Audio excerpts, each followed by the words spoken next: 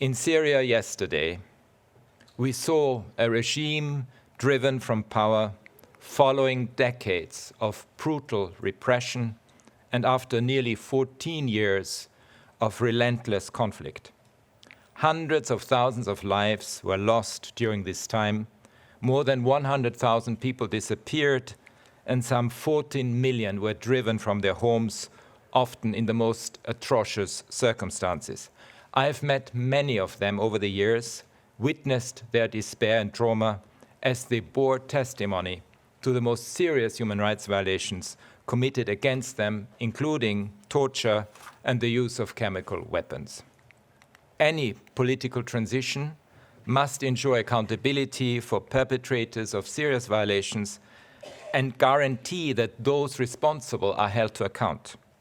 It is imperative that all be collected and preserved meticulously for future use.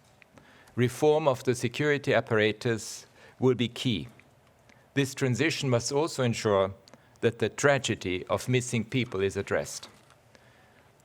All measures must be taken to ensure the protection of all minorities and to avert reprisals and acts of revenge.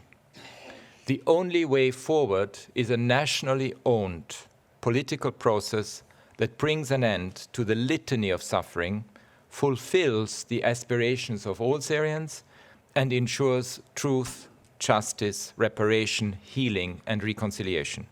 It is essential that the human rights of all Syrians are at the core of such a process through meaningful and inclusive participation, including notably of women and young people. Syria's sovereignty, unity, independence, and territorial integrity must be restored.